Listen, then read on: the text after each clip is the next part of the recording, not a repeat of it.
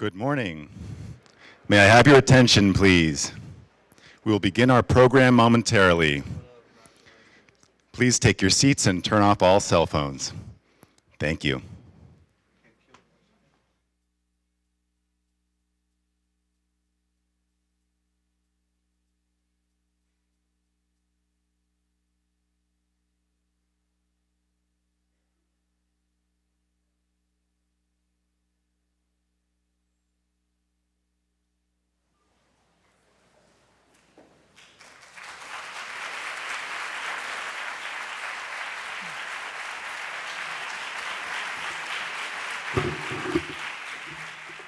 Well, welcome. I'm sure that applause was for me. I'm Gregory McGinnity. I'm the Managing Director of Policy at the Eli and Edith Broad Foundation. I'd like to welcome you all to the 2013 Broad Prize for Urban Education. This is our 12th Broad Prize announcement, and we're so glad that so many of you could join us today. We're webcasting today's announcement, so I'd like to welcome all of those that are viewing us remotely, especially the teams walking in Corona-Norco, in Cumberland County, in Houston, and in San Diego. We're pleased to have a number of distinguished guests with us today, particularly U.S. Secretary Arne Duncan, who's joining us for the 5th year.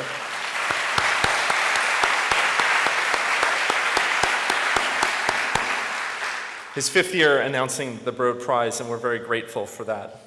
We're joined also by Eli and Edie Broad, whose generosity and commitment to improving public education has made today's celebration possible.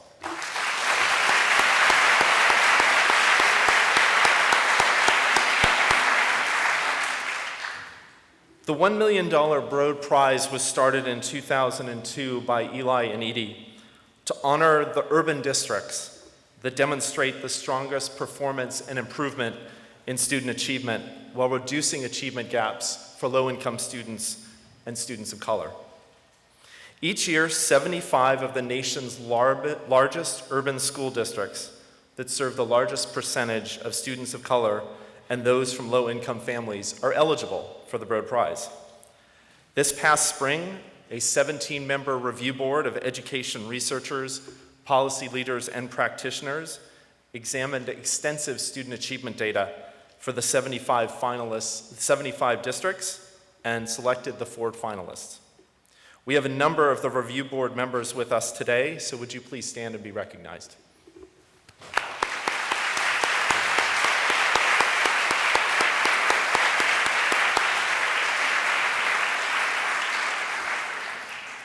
And the winner of the Broad Prize is chosen by an 8-member selection jury from leaders from government, business, and public service.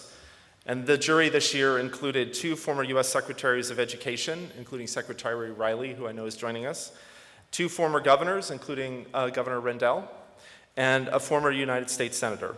And we have several members of the jury here today as well. Would you please stand?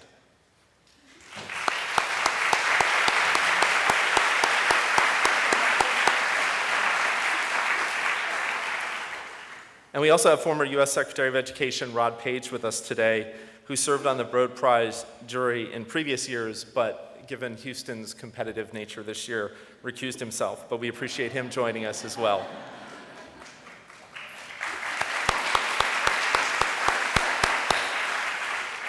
And I also want to thank Representative George Miller, the ranking member on the House Education and Workforce Committee, for joining us as well. Thank you for being here.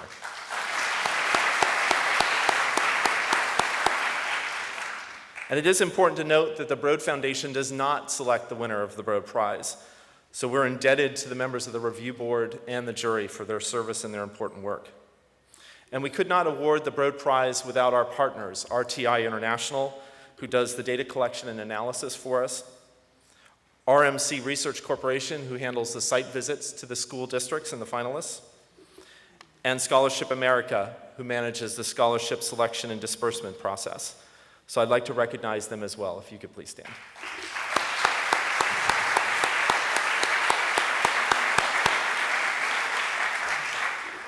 And we're always glad to have some former winners in the room, and we have the superintendents from the previous Broad Prize winners. Alberto Cavallo, the superintendent from Miami-Dade County Public Schools, which was last year's winner, is here and was great on this morning's panel if you had a chance to watch it. And we also have Pete Gorman, who was the superintendent in Charlotte-Mecklenburg, which won the Broad Prize Award in 2011. So we appreciate them being here as well.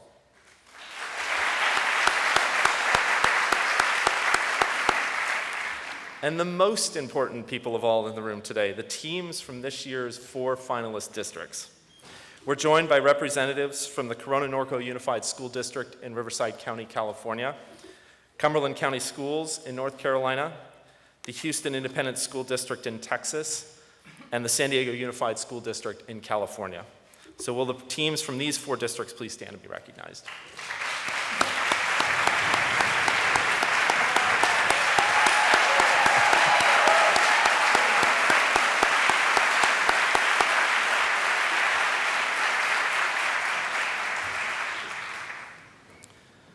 The $1 million Broad Prize is the largest education award in the country.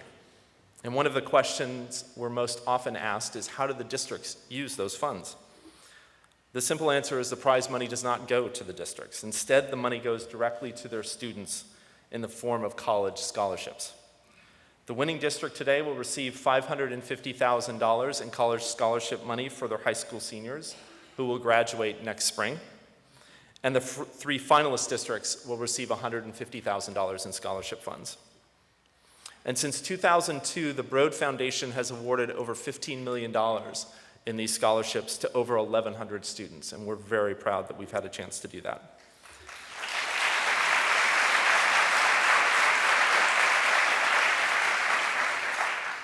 And as some of you know, the scholarships that we give out are slightly different than what you traditionally expect, which usually, in many cases, go to straight A students. Just as the prize honors the districts that have demonstrated the greatest improvement, we look for students who have done the same in their own careers. The Broad Prize scholarships recognize students who improved their grades during high school and also who have financial need. And we're fortunate to be joined today by one of our Broad Prize scholars. She is a truly remarkable student and someone that is going to have a very bright future. Candace Cobb graduated from the Gwinnett County Public Schools in 2011 and is currently a junior at the Georgia Institute of Technology. So here to share her story is Broad Prize scholar Candace Cobb.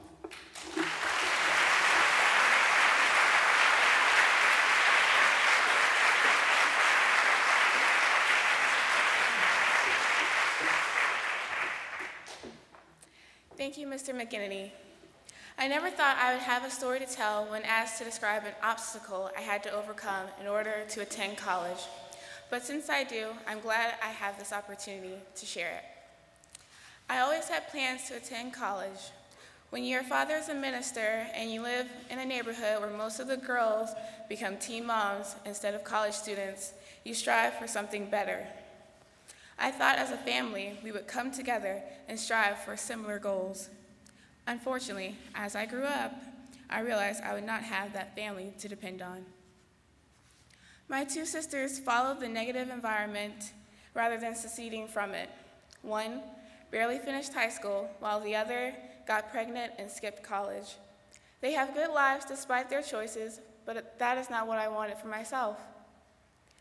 So I worked hard in high school and took as many advanced placement courses as I thought I could possibly handle. But eventually, the last of my family disintegrated. My last year of high school, while I was trying to take my SATs, AP exams, and complete my college applications, I was kicked out of my home by my own father. My parents were going through a nasty separation, and I was caught in the middle. My father turned on me. He tried to take everything from me, like I wasn't his daughter anymore. My mother loved me and supported me as best she could at this time, but she needed me. She needed me to help her with the lawyer and to go to court with her, and she needed me to help buy furniture to replace what my dad took. Through this, I completed my college applications and filled out every scholarship and financial aid application because I never forgot my goal. The Broad Foundation stepped in when my father had stepped out. Thanks to the Broad Prize Scholarship, I am now a junior at the Georgia Institute of Technology, completing my degrees in both architecture and civil engineering.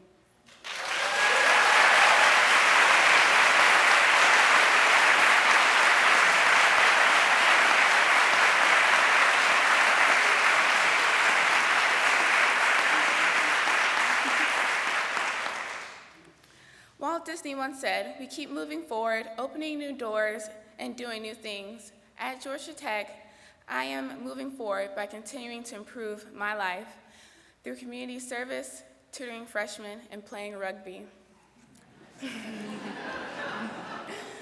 When I graduate, I plan to use my degrees to rehabilitate old buildings in Atlanta to help improve my own community. I am grateful to the Broad Foundation for giving me the financial support in order to accomplish my dream of a college education. Thank you.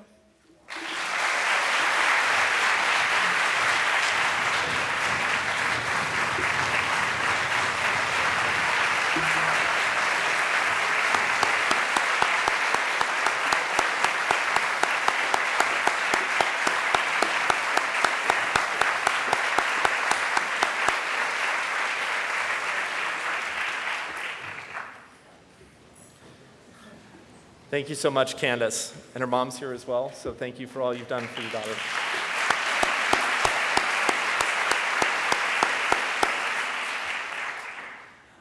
Last year, we introduced a sister award to the Broad Prize to recognize the growth and progress of public charter schools around the country. The $250,000 Broad Prize for Public Charter Schools recognizes the public charter management organization that, like the traditional Broad Prize, has demonstrated the most impressive overall student performance and achievement in recent years while reducing income and ethnic gaps. This past spring, we convened a 9-member review board to evaluate publicly available student achievement data on 27 large, established urban charter school systems. Then they chose the top 3 charter management organizations and the winner. And this summer, at the National Conference for Public Charter Schools, we were joined by Roberto Rodriguez, the President's Special Assistant for Education, to announce that the winner of the 2013 Broad Prize for Public Charter Schools was Uncommon Schools. Uncommon is a network of 38 public charter schools across Massachusetts, New Jersey, and New York, and they serve more than 7,900 students. More than 78% of their students are low income, and 98% are African American or Hispanic. In recent years, Uncommon Schools students outperformed their low income and African American peers in the states where they operate. They have closed income and ethnic achievement gaps 4 times as often as other large charter management organizations across the country. In 2012, 100% of Uncommon seniors took the SAT exam, and they achieved an average SAT score of 1570. That's 20 points above the college readiness benchmark established by the College Board. Uncommon Schools has a laser-like focus on college. Even their classrooms are named after colleges so that students are constantly reminded that they're headed to higher education. Uncommon's 38 college prep schools consistently rank among the highest performing in their home states. As the winner of the Broad Prize for Public Charter Schools, Uncommon Schools will receive $250,000 to support college readiness efforts for their low-income students. We are pleased to have a team today from Uncommon, but please welcome to the podium Brent Pizer, Uncommon CEO, to say a few words.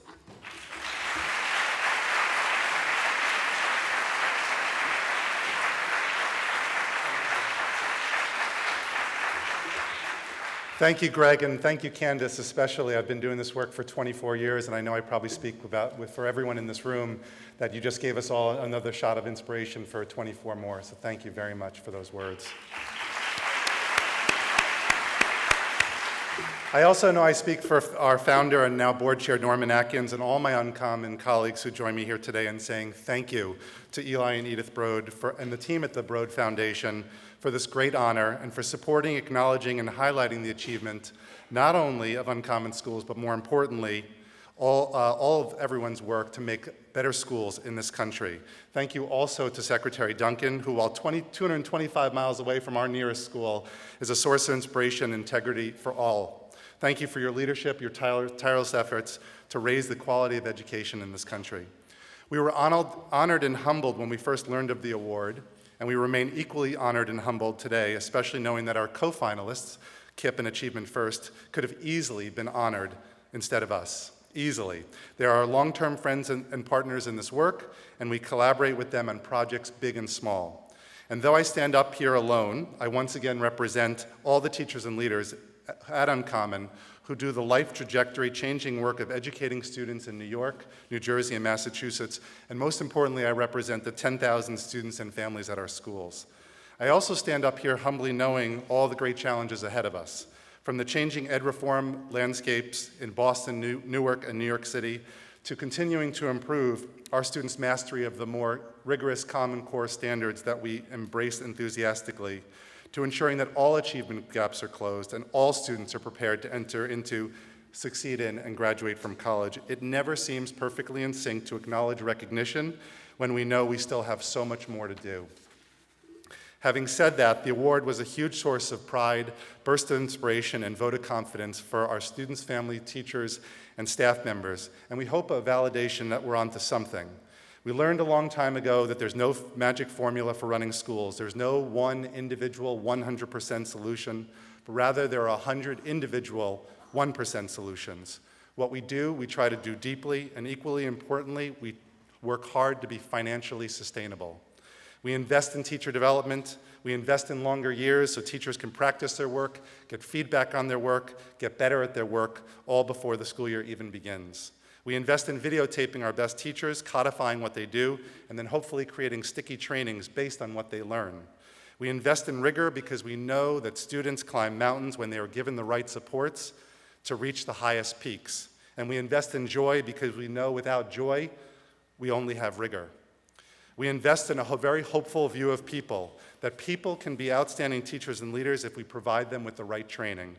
And most importantly, if we feel like we have it at least directionally right, we try to share what we've learned, because sharing is always good, and because we believe our solutions are good fundamentally and can work in any context.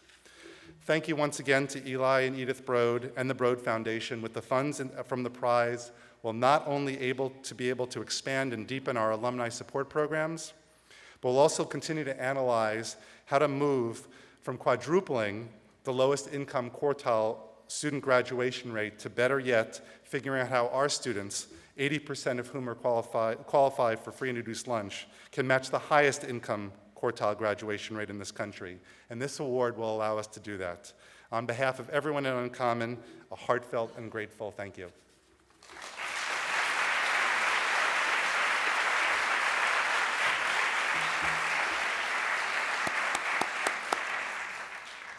Thank you, Brett. We know the successful practices that you and your team have implemented are going to have valuable lessons to provide to all of our public schools. I'm now pleased to introduce the man who has lent his name and his money to the Broad Prize. I've worked in education a long time, but I've never met anyone who's more committed to improving education than Eli Broad.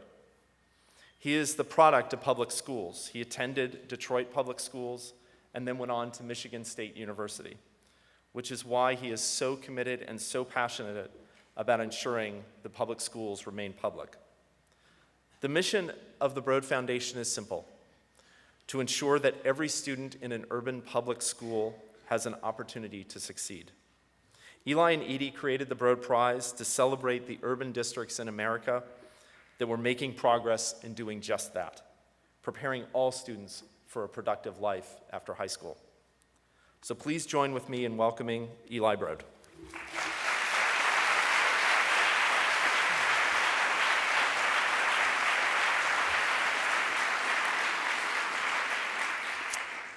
Thank you, Gregory.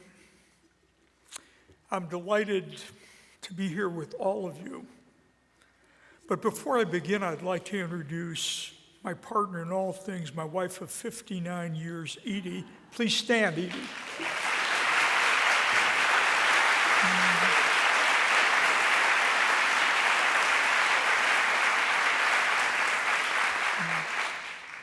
We're both pleased that you're all here today, and we especially want to extend our greetings to the remote audiences who are watching the webcast today. We love the Broad Prize. It's a chance for us to recognize progress in America's public schools. We all read the papers, and we know there are a lot of negative stories about our public schools today. Budget cuts, layoffs, bickering politics, and the like. But we want to put all of that aside and focus on the positive. We're here today to celebrate the work of 4 school districts. They are doing what every public school district in America is striving to do: raise student achievement, ensure that low-income students and students of color perform as well as other students. You know, this is actually an exciting time in public education today. We've heard this morning briefly about the promise of personalized learning. For the first time in decades, we're finally reaching and teaching our children in a way that reflects the 21st century in which they live, not the way their parents and their grandparents learned. It's about time the way we learn keeps pace with the way we live. And for the first time in our country, we have consistent academic standards so that children in California learn the same material as students in Connecticut. After all, we are one country, and we need one set of high academic standards, not 50 different standards. We have high expectations for our students because we know they can meet those standards. But we have to support our teachers with the tools they need to be successful in the classroom. You know, I've seen a lot of changes in my 80 years, but when it comes to public education, most everything unfortunately stayed the same. However, I do predict in the next few years, more will happen to transform and improve public schools than has happened in the last century. We have a long way to go. In this country, as you know, the dropout rate is unacceptably high. And many students who graduate from high school are unprepared for college or work. I'm sure even the teams of the 4 districts would agree that their work isn't done. But they're moving the right direction, and that's what counts. Edie and I started the Broad Prize because we knew there were pockets of success in public schools. We were convinced that if we put a national spotlight on what's working, then other districts might take note and learn from their successes. So today we celebrate America's most improved public schools. We celebrate you for recognizing how important your teachers are and for supporting them and giving them the tools they need to be successful in the classroom. We celebrate you for using data to regularly monitor the progress of your students and for intervening before they fall behind. We celebrate you for aligning the practices in your district so that every person from the clerical office to the schoolyard and from the bus to the cafeteria knows that they're there to help every child reach their full potential. And we celebrate you for the commitment you've made, for the long hours you put in, for the years you shed, for the tears you shed and the laughter you share when a student accomplishes more than he or she ever thought possible. We have just a few representatives from the 4 finalists today, but they're backed by many others. Thousands of teachers, principals, administrators, parents, community members are working hard to ensure that every child in their care receives a world-class education. So we commend all of you for the progress you've made and for a long road still ahead of you. Thank you so much.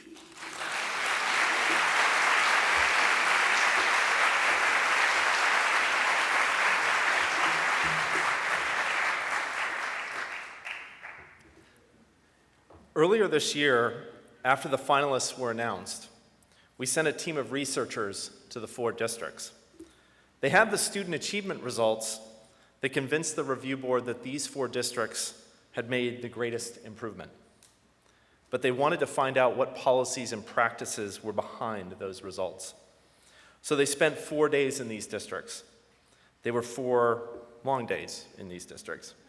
They interviewed more than 300 individuals in the districts. They visited classrooms to observe teaching and learning and what was really going on. And during those site visits, we sent along a videographer to capture the magic that's happening in each of the 4 districts. So here they are in the order of the site visits.